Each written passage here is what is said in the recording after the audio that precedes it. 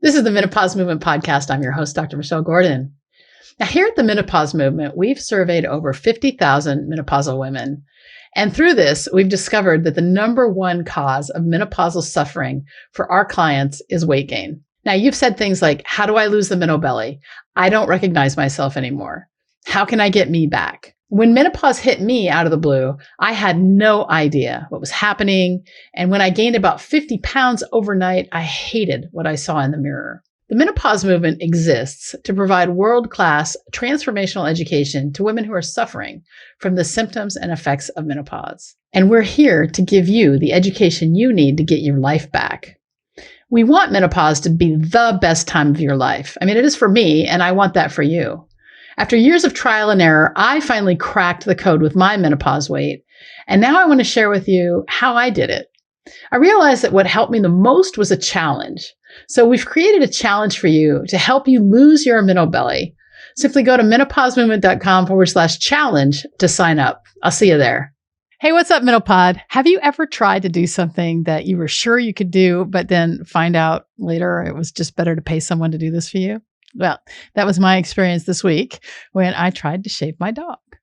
You see, I have two Newfoundlands and they're sushi and sashimi. And Newfies are big dogs. They're bred to work and they're lovely. They have webbed feet and they're used for water rescue. Not mine, though. They love to swim. When we go away, our dogs get to go on vacation too. They go to a local home where they get spoiled, eat off forks, and swim in a pond. They have long hair. This keeps them warm and cool, and also mats. And the mats start to smell, and they smell really bad. Which brings me back to my epic fail.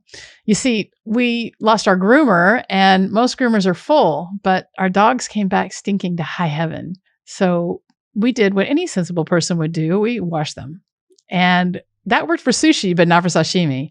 He was so matted and stinky, I decided to shave him. And my thought process was around this. I shaved my head, so how hard can it be to shave my dog? So, okay, groomers don't get paid enough. I tried with two different razors, and after an hour of work and seeing that it wasn't even and it looked really bad, I gave up. Thankfully, I got into a groomer for next week, but I like to say that you can do anything you put your mind to. Sometimes I find it's just easier to let the experts do the job, and I'm okay with that difference. And that brings us to our guest, who is Sarah Manuel. She's had an amazing life, and she's going to talk about it. She's never taken no for an answer. Despite living life in a wheelchair and being given a death sentence as a child, Sarah has never accepted her limitations. When Sarah was told to be satisfied merely to exist, she told anyone who would listen to her dreams for the future, including having a meaningful career, falling in love, and having a child. And Sarah successfully turned those dreams into reality.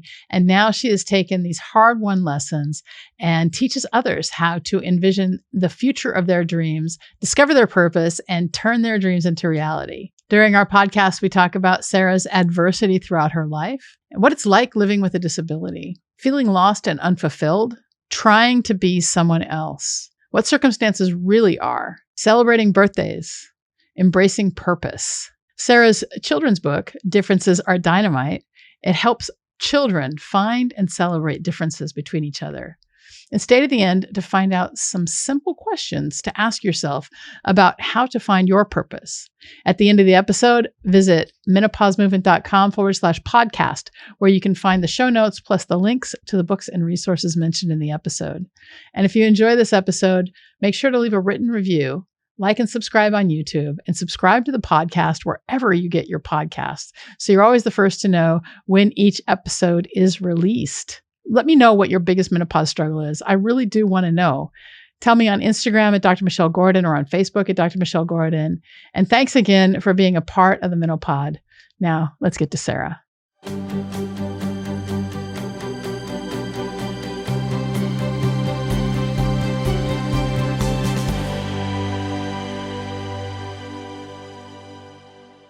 All right, Sarah Manuel, welcome to the Menopause Movement Podcast. I'm excited to have you here today. Thank you so much for having me. I'm excited to be here. It's awesome. So let's hear a little bit about your story. You talk about how, you were given a death sentence as a child. I mean, I think that's the first place to start. Somebody who was given a death sentence as a child. I mean, you're not dead. Yes. Yes. So I was diagnosed with one of the muscular dystrophy diseases called spinal muscular atrophy. It's the number one genetic killer of kids under 2 years old. And at the time of my diagnosis, my parents were told that I wouldn't probably make it past 4 or 5 years. So it is quite the miracle that I am sitting here today. Right on. Okay. So most people who have this disease only live to about 5? Well, it depends on how severe it is. So there are many that don't make it out of infancy, but also now there are treatments available to where it's amazing that some of them don't even look like they have any sort of impairment at all. Oh, wow. So it is truly amazing what our medical science has done in 40 plus years. Sure. And has that medical science helped you in your, in your longevity? I have not taken any of the treatments. One of them requires a spinal tap multiple times. And when I was 10 and extended through my 11th birthday, I had a spinal fusion to where I had scoliosis, to where there was a really severe curvature of my spine. So they put metal rods on both sides of my spine and glued it with some of my bone. And I am not willing to have them go drill holes in that or mess with that or anything. I see. And then the other treatment that's available, we're kind of holding off on to get a little bit more data because I am doing so well and I'm so strong that I'm not feeling that rush or that desperation to try to intervene right now. So we're just kind of wait for more data, more research to come in to make sure that it does everything it's supposed to do without any really severe side effects. Great. But the newer treatments are they keeping the children out of wheelchairs? In some cases, yes. That's amazing. There is a gene therapy that's available if you're under 2 years old. And the kids that have received that, in addition to some of these other treatments, you can't even tell that they have any sort of compromised muscular issues, and definitely not as severe. It's amazing. And now they even do screenings at newborn so they can get the treatments before they're starting to feel the effects, because the disease is progressive. Yeah. So if you can get it before it begins to progress, then you're really in a sweet spot. Wow. Well, that's great.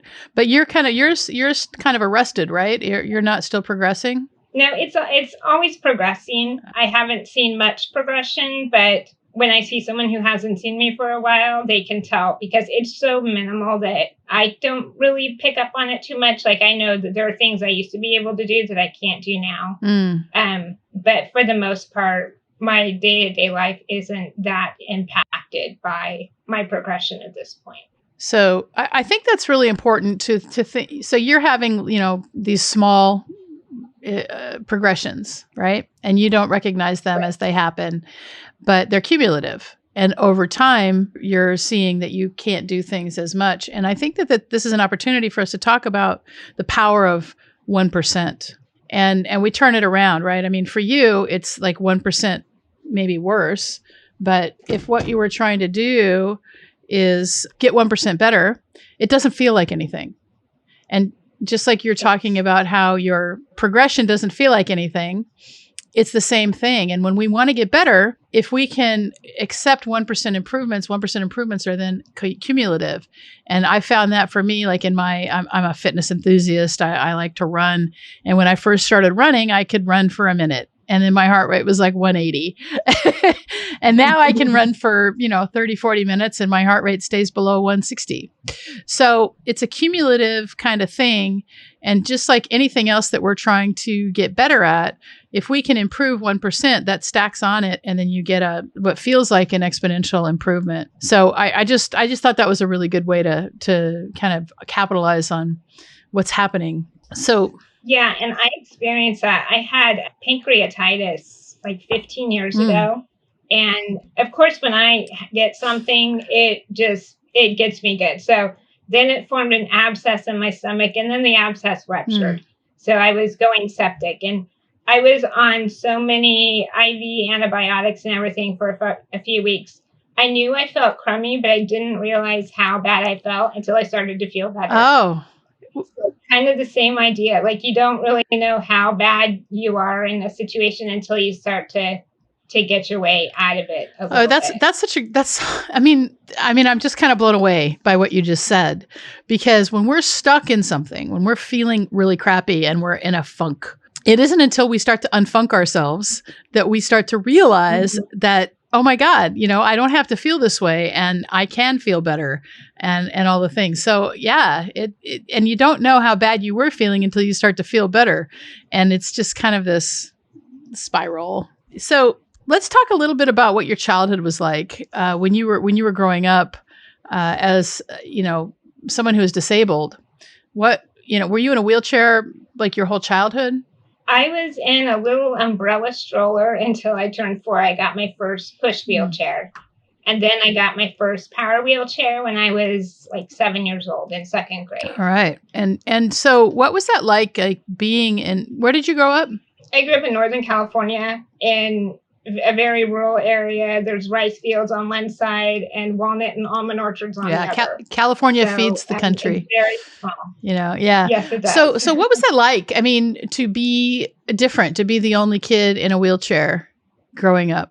Well, I was always very welcomed in my school. Like there was never any talk of me going to a different school. It was just kind of assumed and just an automatic thing that I would go to school like everyone else. I would be like everyone else. We were very planted in the community. I grew up in the house my dad grew up in, so my family's been there for generations. So it was like, oh, well, Sarah's in a wheelchair, but we're not going to exclude her from anything. So I got to find different ways to participate in everything. Like in junior high, when the girls started doing sports, I would keep score that first year. In high school, I wanted to be on the cheerleading squad, so I was the mascot. So I was able to find my own entry point to do the things that every other kid was doing. So that was very fortunate. So did that? But at the same time, go ahead. At the same time, because I was the only one with an obvious disability, I was able to pretend to myself that I didn't have a disability or anything different, which is good in one sense, but in the other sense, I kind of denied part of who I was. Like as I was getting older, I would, call to make reservations for restaurants or whatever. And my parents would ask me, well, is it wheelchair accessible? And I'm like, I don't know. I guess I'm going to have to call back, because it never occurred to me that I was different. Like I was really, really good at being in denial. All right. So how did that denial, I guess the better question is what was the cost of that denial for you? Eventually it was very painful, because I was trying to be someone that I could not be. And no matter how hard I tried and how much I worked, because I denied that part of myself, I was never going to achieve what I wanted, which was to be typical. I wanted to be walking. I wanted to be just like everyone else. I didn't want to be different.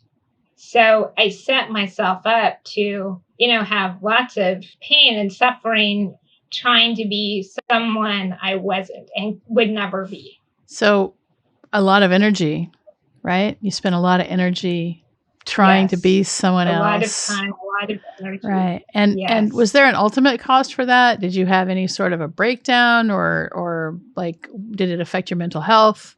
What happened? Well, I got to a point, I didn't really have any breakdown. There was still I was still, a very good student. I was still going to college, pursuing what I wanted to do there. I met the man who would be my husband, so I felt accepted there. But then it came to a point where I didn't know what I wanted to do or be with my life. I felt like I kept starting things and could never finish. And I felt, kind of like a loser, like, I have the college degree, but nothing to show for it. And except, student loan debt and all that kind of thing. And like, I had no idea what I wanted to do with my life. And it was only when I accepted my disability and I heard from one of my friends that my disability wasn't a mistake. Like, I was meant to be disabled for whatever reason there was, but it wasn't a mistake and I wasn't a mistake. And when I heard that, it was freeing to me. It's like, oh, well, then there's a reason for me having this disability, for being in this wheelchair, and I'm going to find out what that is. And that led me to being a school psychologist, which it does align with my purpose. Sure. So you became a school psychologist after college, and what did it take for you? I mean, how did you have to look at your circumstances and kind of rethink them? Well, before I kind of got the message that I wasn't a mistake, when I would go out and about, like in the cities, because again, I grew up in a very small area, there was no one else like me around, I would be confronted, I would see other people with disabilities, and I would get really uncomfortable because it was like looking in a mirror. And that denial that I was so good at doing wasn't possible when you're looking in the mirror and seeing, this part of yourself that you don't want to see. So when I was on that journey to figure out why I was in a wheelchair, it was very healing. And I was able to accept not only my circumstance, but it made me, not be upset or uncomfortable around other people with disabilities. So I was that freed me to be able to go into school psychology because, in that job, I identify kids with disabilities and I advocate for them and their families. So I went from really being uncomfortable around being around other people with disabilities to embracing that and doing that for my life's work. So looking in the mirror, I think, is such a great analogy. I mean, I hear from so many women in menopause who don't want to look in the mirror because their bodies have changed and, they don't recognize themselves anymore and that sort of thing. And Ryan Holiday wrote this book called The Obstacle is the Way.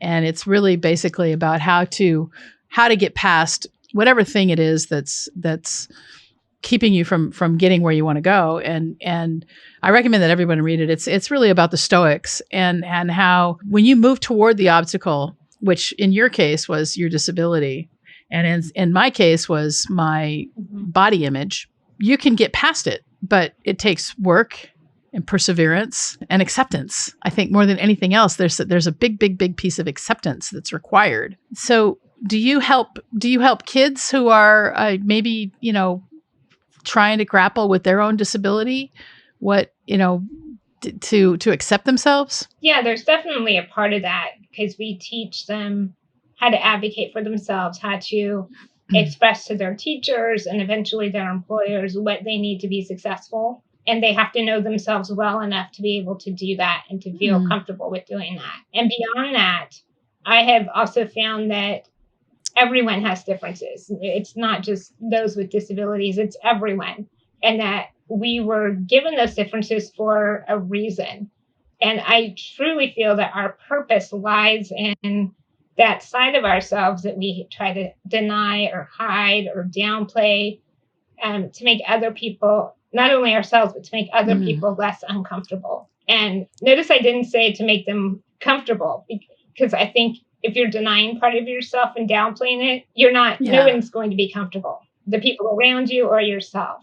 So I truly feel that is like the key. That's the goal. And when we're trying to find our purpose, is if we look at what's staring us in the face sometimes, and instead of running from it, embrace it and celebrate it, that is the key to finding.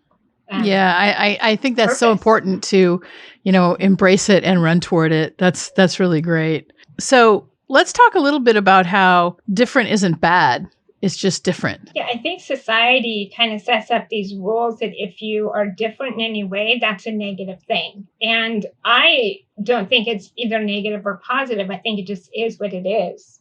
And if we can embrace that it is what it is, rather than giving it a value judgment that is like the first step to acknowledging and accepting the things that make you different. That's really amazing. I've been spending a lot of time recently thinking about and reading about circumstances and how all of our suffering is based on our thoughts around the circumstances. And here you are, you have a disability. That's a circumstance. You can't do anything about it. It just is, right? It's neither good nor bad. One of my mentors, his name is Dr. Sri Kumar Rao, and he talks about, good thing, bad thing, who knows? It just is, right? So it's a circumstance. And it's really how we choose to view that circumstance that can create suffering or ease suffering. And, whatever happens, I mean, and you think about menopause. This is the Menopause Movement podcast, so I always got to bring it back to menopause. And you think about menopause, and menopause is a circumstance. It happens. And a lot of women think it just sucks, right? But at the end of the day, it just happens. And our thinking about it is what makes it good, bad, indifferent, sucky, lovely, whatever. I mean, there are parts about it that might be really awful if you get a lot of hot flashes and that sort of thing. But it still is just a circumstance. And how we choose to view our circumstances is what makes everything worthwhile and makes everything what it is. Absolutely. And I feel that especially like when it comes to my birthday. I love my birthday. I am happy to say that I'm 44. I'm going to be 45 in August. Because for me, it's a celebration because I wasn't supposed to get these years. And then you talk to someone else and they're like, I'll never say how old I am. And birthdays are all the same once you get an adult. And it's like, no, not for me. I celebrate everyone. I am a fundamental believer that it's a birthday month, not a birthday. Like I'm going to make the most out of it. That's great. So that's funny. I think the fact that you're 44 and you weren't supposed to live past 4 is a miracle. And I think we have to acknowledge that. What about menopause? Are you having any menopause symptoms, perimenopause, any of that? Not that I know of. Like just like clockwork every month. And I don't feel any different than I have felt. So I don't think it's coming yet. It might just be early for you. Yeah, it might be early for you. The average age of menopause is 51, so you've got some time. So you have a child, right? I do. I have a 10-year-old. So you were able to get pregnant 10 years ago or 11 years ago. So, right. For years, the doctors kind of went back and forth of whether they recommended it or not. And we finally decided that it was worth the risk to have that part of our life fulfilled rather than wonder what if. So first month we tried to get pregnant, I got pregnant. It was an easy pregnancy. Like I wouldn't have known I was pregnant except I didn't have periods. It was that easy. Mm-hmm. And we were really concerned about how my lungs would do during the pregnancy. And the doctors were constantly giving me pulmonary function tests to measure it. And my lungs actually improved. Like they got stronger. And then they always have the hardest time drawing blood for me because my veins are, they've been used and abused through all the hospital stays and everything over the years. I just don't have the strength to get them to the surface. And it was easy. Every single poke that they had to do, they got the first time. Wow. When I was pregnant. And we were just hoping I would carry him to 32 weeks so that his lungs would be developed enough. I worked until 35 weeks, had him at 38 weeks. So it was amazing. And I was actually awake. I had to have general anesthesia to have him because of the whole Harrington rods are not going to do an epidural in my spine thing. Yeah. So I was awake while they intubated me so that he would have less exposure to general anesthesia. And even that, I mean, it sounds horrible to be awake while you're intubated, but the doctors were so good. It was a great experience. Yeah, there are like places and times for awake intubation. We do it sometimes in trauma. We do it like in your situation, and it's just a matter of communicating well with the patient. And so the anesthesiologist was amazing. Yeah, that's really great. So you had a C-section? Yes. Yeah. All right. So your son is 10 years old now, and he doesn't have any problems like the muscular dystrophy or anything like that? No, we know he's a carrier because he has both genes on my side, but no. And we had the sampling of the placenta when I was like 12 weeks along or something so that we would know if he had it or not, which was a relief because he's very stubborn and he didn't hit the milestones when we thought he should have. He was on the later end of normal. So it was a relief to not have that stress going through our minds. Well, does he have my disease? Yeah. And then all the testing that would have come from that would have been very painful to him. So we're glad that we had that sampling done when I was pregnant. Sure. So that we would just put that at ease and just enjoy pregnancy and enjoy him as a baby and not have that stress. So do you feel like you're living your life on purpose now? I do. Yeah. Definitely. And tell me, what's the difference in the thoughts you have about yourself now versus the thoughts you had about yourself before, when you were doing a lot of pretending? Well, before I would have moments of happiness, but I think happiness is very fleeting. Like if somebody brings you flowers, it makes you happy. Mm-hmm. But, the next thing happens and that could take you away from that happiness almost instantly. And now I have this sense of joy and this sense of, no matter what happens, I know I'm living my purpose. I know that I am serving the people I need to serve, whether it's through the school psychology or through my work as a life purpose coach. I know I am serving and using my difference in the way that I think was intended. Well, that's really great. So, yeah. And you wrote a children's book. I did. So let's talk about Differences Are Dynamite. Awesome. And it's about these animal friends that they have differences, and instead of being teased or embarrassed about those differences, the friends look for differences in each other and they celebrate them. Oh. So not only is it, good for self-esteem, but I think it's a really good anti-bullying message, just because there's something that's different about you. It's not a reason to be teased or harassed or embarrassed or ashamed. Yeah, that's great. And we'll hook that up in the show notes so that you can get that. All right. So you wrote the book, Children's, the Differences Are Dynamite. And where, have you sold a lot? Have you seen a good response? I've seen a good response from the people that know me and they know my story. Yeah. They've gone out and bought it, which was really awesome. Right. And they love the story. I think the story resonates with them. So that's very rewarding. That's great. Yeah. So you say you're a life purpose coach. And what I'd like to do before we go is get, some how do you suss out from somebody, who's you're coaching? How do you work with them to get their purpose? Because I think a lot of people, especially women in menopause, they start to have almost an existential crisis and they don't know who they are anymore. And they need some direction. So maybe you can help us. Absolutely. So I think the first thing that you need to really ask yourself is, what part of yourself are you running from? Or what part of yourself are you afraid to show to other people? Or if they really knew me, they would know this about me. And I think that's where to start, and just wonder, well, why do you, think about why you downplay that side of yourself, or why you feel embarrassed about that side of yourself. And you do just kind of try to reframe that thought. Well, I'm not going to be embarrassed by this because this is actually my superpower. Nice.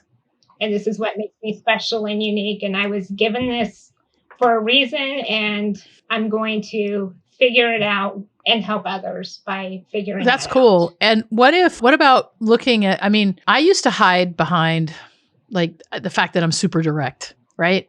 I'm really direct. And apparently I didn't know, right? I'm just really direct. I say it like it is. And that was really good for me in my surgical career, but it is off-putting for some people. And those people are not my people. And that's okay. Right? I'm just super direct. And so I've started to embrace that. And I used to think of myself as prickly, that I was kind of, I kind of push people away just because I'm so direct. But now it's almost like I've embraced it to the point that, I'm kind of like, come on, hug this prickly cactus. And, and I'm not going to change that. The things that I've been able to change are how I think about things. And I think that when it comes down to it, the only thing we really ever can control is how we respond to something. Yes. Absolutely. Our mindset is amazing, has such amazing powers to really change the whole game. It really is. I like to say we live our whole lives in our mind. And if we can make our minds a happy place, then we can have a happy life. And we don't think about the fact that, we experience the world through our, if you can see or you can hear, for the most part, we experience the world through our senses. And then we start to make decisions about the senses and the things that we see or the things that we hear or the feelings we feel. And everything is interpreted through these early programs that we created when we were children. And we have to go back and look and say, well, are these things still true? And are they serving me? And do they make sense? And once we start to do that, we can really up-level our lives in such a much better way. Yeah. And I think a lot of people don't realize that you don't have to believe your thoughts. Like, they're not always telling you the truth. In fact, a lot of times they're probably lying to you, trying to keep you in that place where you feel comfortable. And to really change and grow, you have to get out of that comfort zone and move into the growth zone. Yeah. And to do that, a lot of it is divorcing yourself from those negative thoughts that don't serve you anymore. Yeah, the brain wants to keep things consistent. It always wants to think, and it wants to think, Yes. whatever, for whatever reason, we have this whole thing about negative thoughts. And I think what happens is that whenever we're ridiculed, at least this is my experience, I was ridiculed as a kid. And so I started to think I was worthless. And I had those thoughts and those feelings. I was even told I was worthless. And so those things kind of seeped into me. And undoing that has been a life's work, really, to undo that. But yeah, we are not our thoughts, but our brain wants to keep things the same because that's safe. And so what we want to do is grow out of that. And the only way to do that is to challenge. And I call her the bitch inside my head who tells me I suck. She's not me. I get to observe her. And that was super helpful. And also, if you haven't read it, I do recommend The Untethered Soul by Michael Singer. But I had to read it like 6 times before it sunk in. Yeah, I think I started that once. I was not ready for it. Yeah, so it was a lot. And the only reason I actually finished reading it again was because we used it it was a good book group. And so we focus on one section of it. And so I'd go for a run and I'd just play that one section over and over. And every time I heard it, it started to sink in and it started to make sense. But that book is hard. For lack of a better word. So where can people find you to come and coach with you? So you can come to my website, sarahmanuel.com. I have a couple different classes. I have a free class that teaches you how to find your purpose. And that's at sarahmanuel.com/free-class. And then I also have a beginning program to where I teach you just kind of how to visualize what you want for your future. And that's called Destination Tomorrow. And that's also on my website. Was there anything else you were hoping to share before we end today? No, I think, just your circumstances don't have to dictate your reality. And just because someone says that you can't do something or that you won't be who you want to be doesn't mean that that's true. And it doesn't mean that whatever reality you experience that you can't find your own entry point to live, part that you dream I love of. that. And here's Sarah, who has had difficulty her whole life and has been able to achieve all of her dreams, and you can too. It's such a great story. Thanks so much for being a part of the menopause movement today. I really appreciate you. And everyone, go and buy the book, Differences Are Dynamite. You can get it on Amazon. We'll hook it up in the show notes. Thanks a lot, Sarah. Did you know that menopause is not a medical condition? Most doctors don't know this either. I like to say that menopause is the privilege of a long life. And to really take hold of our lives in menopause, we have to unlearn what society and the medical establishment has told us about menopause. This is why I've created this brand new course called Understanding Your Hormones and Managing Your Menopause. I want to show you how you can get on top of your menopause right now so that you can start to see it as the best time of your life. Now, this course is valued at $500 and is in the beta testing phase. And we're currently accepting applications for women to test it out for us at no charge in exchange for feedback and testimonials. But the best part is, because you're a podcast listener, you can bypass the application process and go straight to the front of the line. To register right now, simply visit menopausemovement.com/hormones, and we can get started together right now. Remember, you can get started right now at no charge to you in exchange for feedback and testimonials when you go to menopausemovement.com/hormones. And I'll see you inside the course. Thanks so much for being a part of the menopause movement.